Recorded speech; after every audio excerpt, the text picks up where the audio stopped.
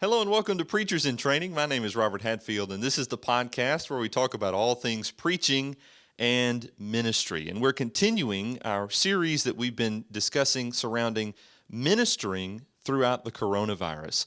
These are just interesting times that we're living in, and I think there's a lot of different variables for us to consider as we're going through this time. Today, we're talking about coronavirus and your self-care. Maybe that's a subject that we haven't spent as much time considering. I think, though, now that we're several months into this process, maybe it's something for us to spend a little time talking about. And so here to help us do that is Dr. Doug Burleson, who's joining us today from the campus of Freed-Hardeman University, I'm assuming, in Henderson, Tennessee. Good morning, brother. Welcome. Hey, good morning. I'm glad to be here. Yes, I'm in beautiful Henderson at Freed-Hardeman, and looking forward to our conversation today. Thank you. I'm looking forward to it as well, and we very much appreciate your time. I know that the semester there on campus has been a little different, and just continuing to hear news about just different things that are going on, everything from graduation ceremonies to horizons and all of that. How are things in Henderson, Tennessee, and with Freed-Hardeman specifically at this time? Well, we've done our very best to adjust and continue to think about students first. Mm-hmm. We've got, as you would imagine, I would say, but I really am convicted of this, some of the greatest young people in the world that we get to serve here. And so we shifted everything online after spring break, and graduation's been postponed to August. We're hoping in the fall to be able to resume with some level of normalcy, although right now I don't think anybody knows what necessarily that looks like. Mm-hmm. But Mid-South Youth Camp and Horizons and some other summer events, we've had to rethink what those things look like, and trying to plan a digital camp is a little bit different than what most of us are accustomed to. And yet, the work goes on. I've been teaching and writing assessment reports and advising students. There's a student coming in this fall who'll be in later today to work on a schedule. So we're still trying to do the work, although I think we're trying to do so in a way that demonstrates that we're good stewards of our blessings and other people's health.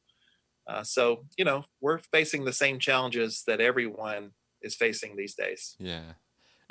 With ministry, it's been the same, right? And that's maybe the tension that brings us to our episode today, that there's perhaps an increased workload. I know many of us have felt that way, that while we kind of need to be doing the same things, some have taken on maybe daily devotionals or more online content.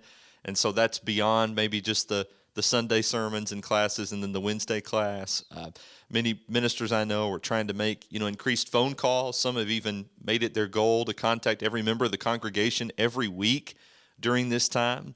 All of this for many of us has been with a significant learning curve. Maybe you're not accustomed to live streaming or using a lot of the technology that now is a necessity for us to really be able to communicate effectively with a lot of our brothers and sisters in Christ. And maybe that's meaning longer hours in a lot of ways. Maybe let's just begin by being real as we talk about self-care and sort of set up for that conversation. Let's just be real maybe about the toll that this season is taking on us. Do you think that's an important, maybe self-awareness kind of conversation for us to have as preachers and ministers? No doubt. It's always something that we ought to be mindful of, but I think particularly right now, because we all serve congregations that really are many congregations in one. And that can represent people who are high risk or people who struggle with various illnesses or conditions where social isolation can cause them to struggle even more. I think for me, part of the challenge has been, when you have office hours and you can do regular hospital visitation and personal work, you kind of feel like at some point that you can go to bed and know that that day's work is done. Yeah. I'm a list-oriented guy, and it's kind of nice to have your Google Calendar filled and to have those appointments in place.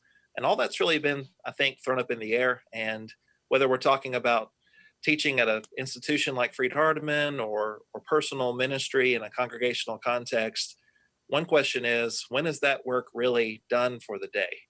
And with the connections we have online, and everybody trying to be an evangelist online, which is difficult. And then the question, some congregations are beginning to resume again in uh, physical locations and some are not. And that might cause some tension in various places. You've got members that are at odds because some of them think that this is all a big conspiracy and others are taking this really seriously. And so, how to be a peacemaker, how to be what we feel like the Lord desires for us to be, those are all real struggles that I think are unique to this particular occasion. And high stress as well. I mean, eventually, I know in some instances, and wow, the congregation has been really great sending text messages, and some of them have even thought about, hey, we know it must be difficult for you, preaching just to a camera every Sunday, and we just want you to know we really appreciate what you're doing.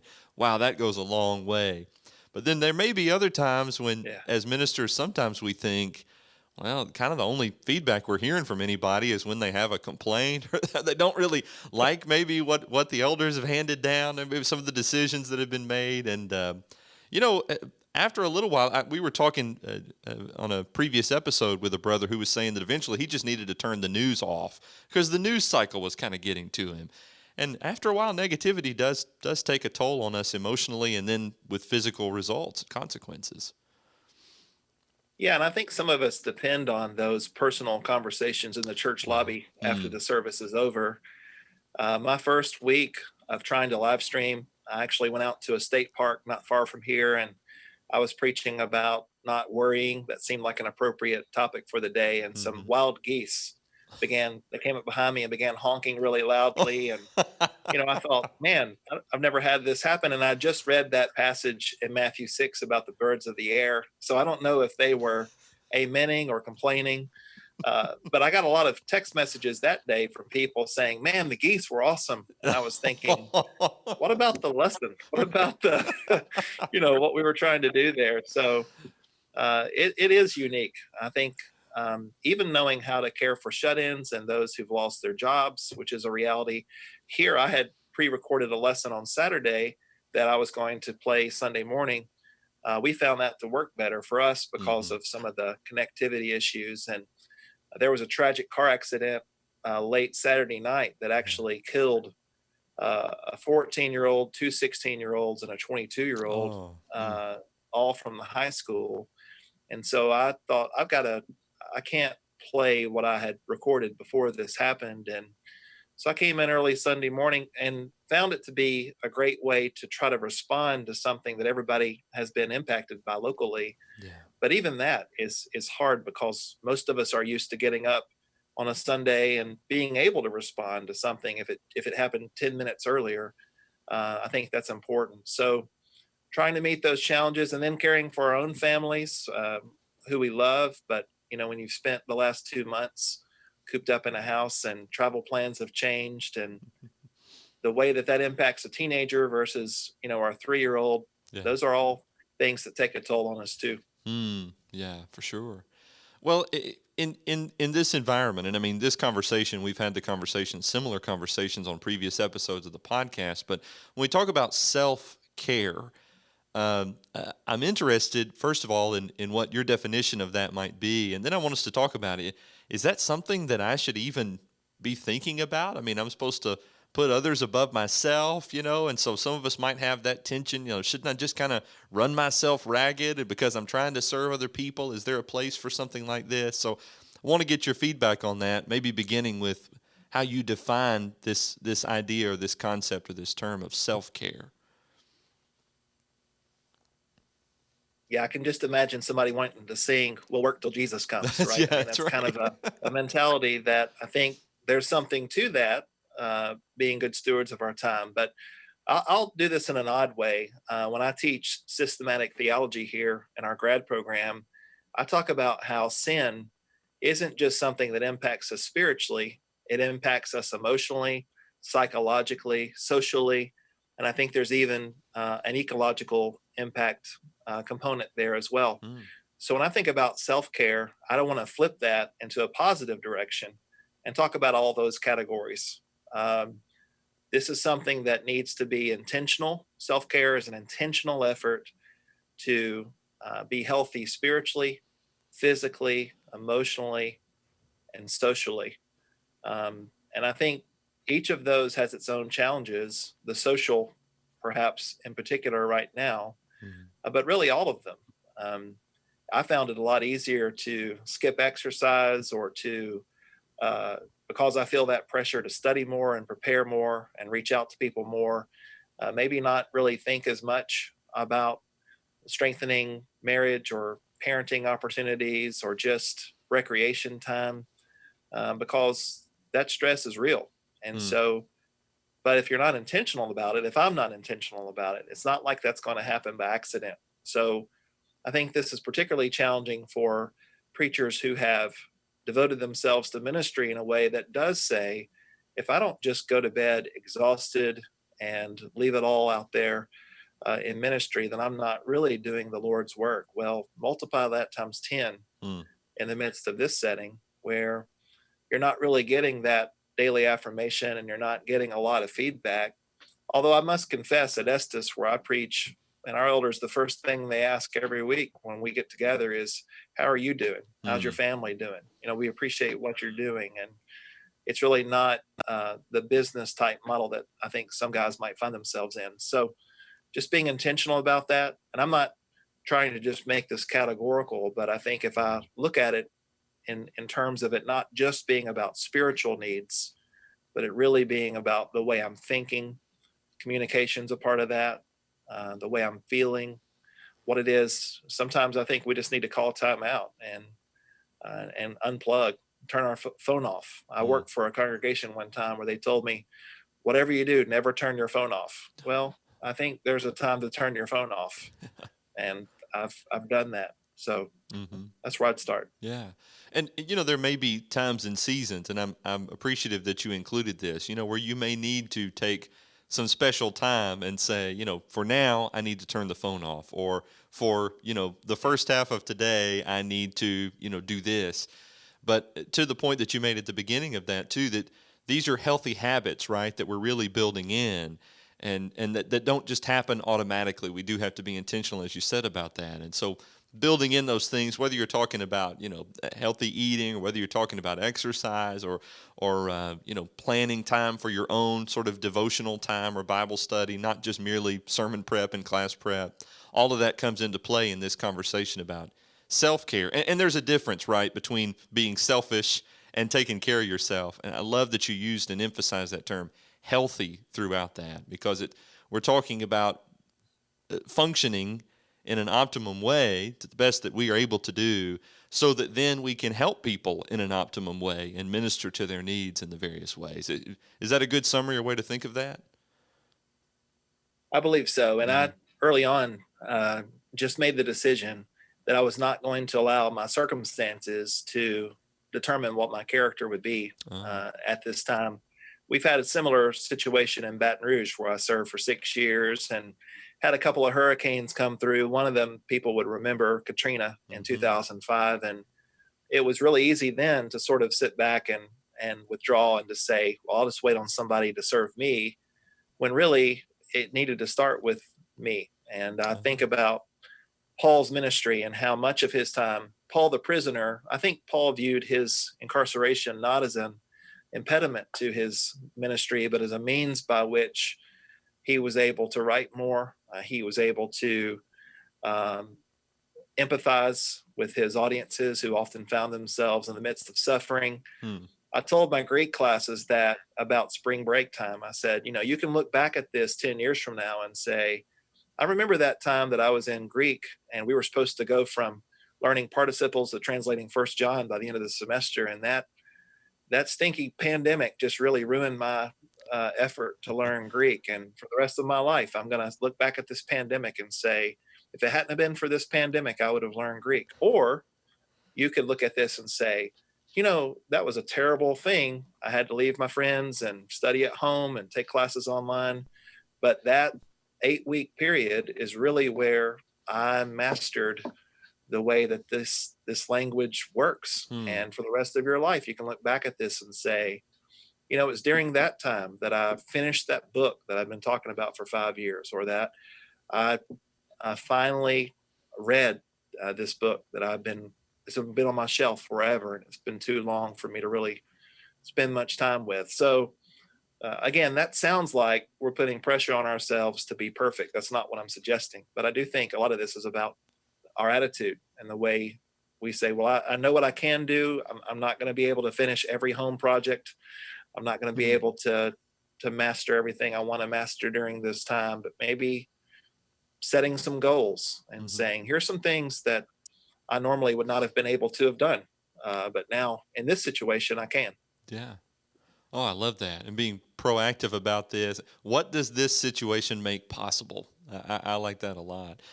Maybe let's shift gears a little bit then. And in light of this, and you mentioned, I can choose to think negatively about this, or I can choose to run myself in the ground, or I can choose to be positive about this on the other end. Um, it- when we're talking about self care and why it's so important, it might be a good idea, even though it's the negative road, to travel down to think, what are we trying to prevent when we're talking about this? I mean, maybe that'll help us to maybe recommit as ministers.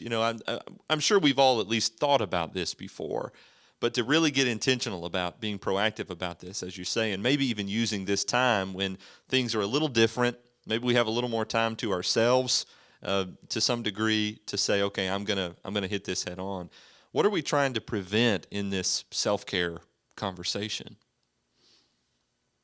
Well, obviously, burnout is Mm, something that we are all concerned about. And I don't think burnout is just this abstract category out there. It's something that can come in waves. We might feel it for a day or two, or we might enter into a season where that is a reality. I think we also can fall into some really unhealthy habits. I think there's some people who might struggle with personal sin or addiction and finding themselves in isolation, and maybe feeling stress causes them to think, hey, this is an opportunity for me to act out on that in a mm, way that's not healthy and godly. mhm, In addition to that, I think sometimes we can just allow our frustration and lack of affirmation to build up. And I think we've all seen what happens when a good brother who we know loves the Lord and is an effective minister lashes out on social media, or really does something that's out of character.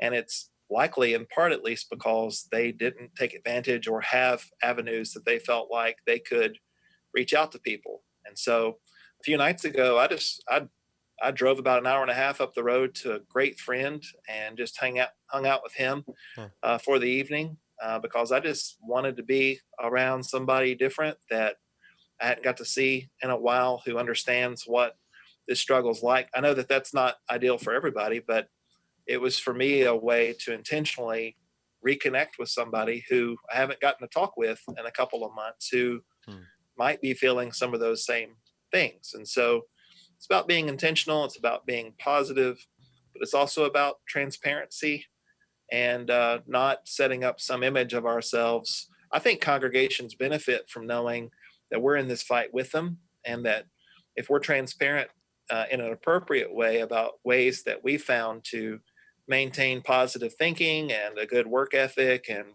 strong family relationships, even when our four kids in that little house that we've been in for 2 months can cause us to get a little bit stir crazy at times. I think congregations can grow from knowing that this guy isn't just talking about what the word of God says. He's trying to put it into practice and being real about some of his own struggles in mm. this way. Yeah, 'cause chances are, if I'm feeling this, somebody else is probably feeling this too, and maybe even in a similar way, if not identical. But many of us as preaching brothers certainly understand a lot of these struggles. Yeah, I appreciate that a lot. We have to be proactive about this, and I like what you said about transparency, not only toward other people, but then even in a way being transparent with ourselves. And I know sometimes I kind of hold myself up to the ideal of who I think I want to be, and maybe sometimes I'm so kind of goal oriented that I don't actually stop sometimes to assess who I actually am, and to be transparent about that and say, this is actually what I'm feeling in this moment, and maybe I wish I weren't, but this is how it is, and I don't necessarily need to just shove that under the rug or push that down somewhere in hopes that it'll eventually just go away or I can power through that. You mentioned a minute ago that this is a matter of intentionality. Do you mind maybe offering us some tips on how we can do that? You said you're a list-oriented person. Do you kind of add self-care to your list, or how do you do that to work it in on a regular basis or even during these unusual times? Yeah, thank you. When I first started in ministry, I had a literal list. I put it on the calendar just Hmm. to make sure that I did not neglect. I had a preacher in his work class with a fellow years ago who kind of gave us his outline for the week, and his family got like an hour and a half on Friday night. And I thought, well, I really don't want to do that. I want to be a little bit more balanced and try to live up to what my family needs and Mm. what I need. And so initially, I had a list like that. But for me, self care is a reflection on not only who we think we are, but who we think God is. Uh, I think that if we view God as someone who's aloof from our situation and really detached from our struggles, well, then this is going to be a really difficult time. But one of my favorite verses in all the Bible is Isaiah 42, verse 3, which is really, I think, messianic as it describes God as one who will not extinguish a dimly burning wick or will not break a bruised reed. And I think there are a lot of us right now who, in the midst of this struggle, feel that way. hmm. We're just hanging on. And God is not interested in destroying our ministry or ruining our lives. He wants to redeem us, He wants to use us to His glory. And so for me, self care begins with reflecting on who He is and what He wants, and then allowing that to trickle down into communication. I want to be transparent with my shepherds, with my wife, with my coworkers, but also just self-awareness. If I know that it's a day that I just need some time in the yard, for me, yard therapy is a great time. We've got about 3 acres, and when I'm out there mowing, the grass never complains. Now, when the lawnmower breaks, that might not be the best way to experience self-care, but even that is a little bit of a distraction from the pressure that we might feel on a daily basis. So that's going to look different, I think, for everyone. But I think that our view of self, it's almost like Romans 12:3. Don't think more highly of yourselves than you ought to think soberly as Christ has dealt to each one of you a measure of faith. Mm. That is really tied to what I believe to be true about God. And so if my character is shaped by my circumstances rather than being shaped by the character of God, well, that might not only indicate a self care problem, that might indicate there's a theological problem that I need to kind of go back and reset and think about.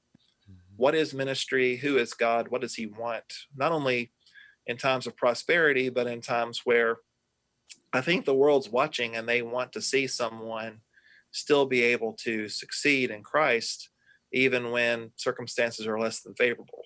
And so my list would really change dependent upon what I'm feeling that week, but it Mhm. starts there.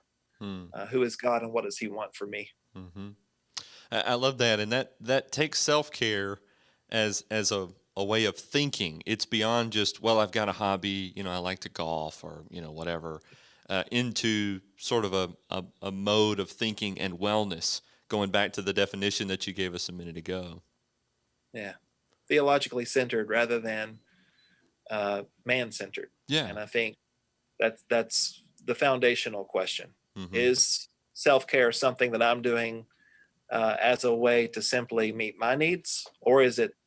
It's the way I view marriage. This isn't a new Yeah. idea, but am I viewing marriage as a his needs, her needs? Hey, I scratch your back, you scratch mine kind of thing, or is the way I treat Christy a reflection of what I believe to be true about God? And if I view my marriage and my ministry as a part of being that living sacrifice, well, then I think my goals and my practices can begin to be shaped more by His will than by greed or any of the other things that can creep into our lives.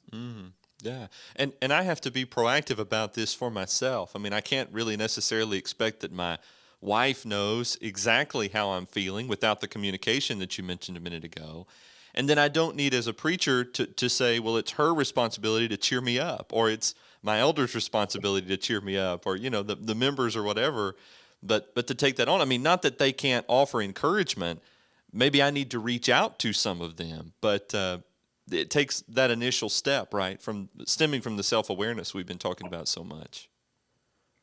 And they need encouragement too. Well, They're right there in the trenches with us. It might look different, but they're feeling pressure too. And so, trying to be consistent and yet also transparent, that's always a balancing act. But the way I respond to this is a reflection of my faith just as much as my preaching is a hmm, reflection of my faith. And how many men have we seen be able to develop great lessons and present them with passion, and yet because their character didn't look that way on the ball field, or in the church foyer after services, that lesson really wasn't effective. So it's not about moral perfectionism, but it is about living in a way that demonstrates trust and faithfulness. And I think we have an opportunity here to be real and to allow people to see what faithful service looks like, even when we're tired, and even when we would. I personally have made the choice not to start every lesson with, well, I really wish we could be together, this sure stinks, but maybe yeah. for a few more weeks we can. No, I try to start with, isn't God just wonderful? I mean, for the last 9 weeks as we've been meeting online, aren't we thankful for the technology and those who've worked so hard to pull this together, and Hmm. the online giving and the individualized communion, and the Zoom Bible classes and the weekly emails from the elders? I mean, there's just so many things. If we flip that and think about reasons we have to be thankful, the pandemic didn't happen in the winter when we were all stuck inside. Hmm. It didn't happen 15 years ago when nobody would have had online streaming services available. And so I'm not trying to be Pollyanna. I know that this is real, but there are a lot of things that I can give thanks for. And maybe making that list first instead of the list of all the reasons why I'm miserable would be, another way to approach this. Hmm. Mm-hmm. That's a neat thought and a challenge for me too. I appreciate that. It is hard sometimes to get into that mindset without that intentionality that we've been talking about so much. I feel that every Sunday when I've gotten, in front of the camera or pre-recorded something, it's like, I really wish this were different. And I can Yeah. choose to focus on that, or I can choose to focus on the blessings of it, as you mentioned. And that's a good rule of thumb, I guess, for all of life, isn't it? Well, it's no fun to listen to yourself preach. At least that's the way I feel. That's And right. when I pre-record it, I think on Sunday morning when I get up, well, it's already done. I can't change it. Mm, And you're watching your kids, struggle with consciousness as they're watching that on the TV. And so those are, and yet, my wife will always be so encouraging and supportive, and people, mm, like you said, will send text messages. But I think many of us learned a long time ago that if we're just preaching with a desire that people will be edifying and will build us up, we're probably not going to be um, sustained in ministry for very long, because the mm. brethren are encouraging. But until you've stood up there and given it your all and poured your heart out in service to the Lord, it's really hard to empathize with what it feels like on the way out the door, when you're exhausted and you hope that God was glorified in what you said. The Mm, online experience is just completely different. And then you think about what's next. Well, we're meeting again tonight, or I yeah. need to think about, this brother made a weird comment on Facebook. I need to follow up and make sure he's okay. Whatever that situation might be. Yeah. There's a lot to consider, that's for sure. Well, sort of as we begin to wrap this up for today, I've been thinking about this, and there'll probably be a little bit of repetition in the answer, but I'm thinking about maybe there's a guy who is listening to this right now, and he's just feeling low. He's burned out. He's been pulling the long hours and hearing some of the negativity, and that's in even cycling through his own brain, and he's just struggling. What do you say to that brother who's a preacher or a minister and experiencing that? Where should he begin, or what should he do now to begin to be more proactive and maybe thinking a little healthier and moving toward a more healthy ministry in that way? Great question. We're all a little bit different in the way we might respond to people's efforts to encourage us. But I think for me, it begins by realizing I'm not alone. Mm, There are a lot of people who know how you feel and maybe feeling the same way now. And that's why I think podcasts like this and efforts to connect preachers and help us to communicate and to know that whether we're serving in our first work or in a work we've been in for 20 years, these are real feelings that we are entitled to. Um, it sometimes is a very lonely work, even when there are others in our area who are doing this. Nobody's having exactly the experience you're having.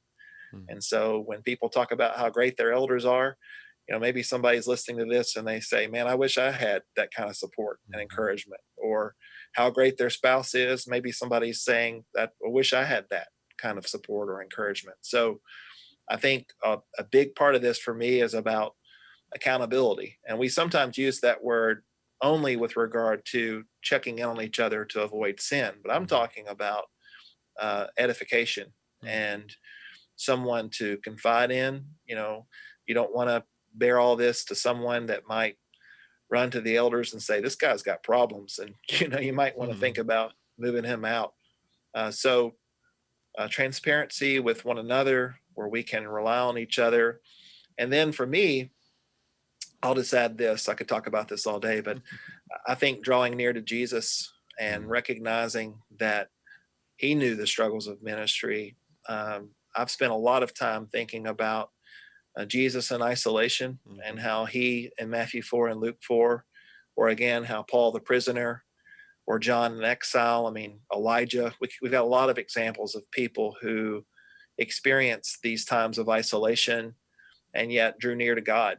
And that's not just lip service. I think this is an opportunity for us to find an area in ministry to grow in and to be intentional about. And even if nobody else in the world knows that we spent all of this time studying up on something we've been interested in for years, we know that that's something that helped us draw nearer to God.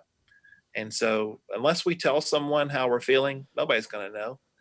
And so it starts with my desire to help others and be helped. And I'm just reminded just quickly of a time where Christy and I had experienced a miscarriage, and I was struggling with that. And I didn't really know how to talk about that. And so I started studying what happens to children who are young or perhaps even in the womb who die. And on a Sunday night, I don't really know why I did this. Maybe it wasn't the right move. I preached a sermon on the preciousness of children and what happens when these precious little ones go to be with the Lord. And I probably had 8 or 9 people who privately came to me and said, I never thought I would hear a lesson on that. And I've never really talked about this, but this is something we've experienced before too. And I've always struggled with this. And I really think that if we could take the time as preachers to say, here's some things I'm feeling right now, and let's just make a list, that there would be a lot of people who would say, that's exactly how I'm feeling.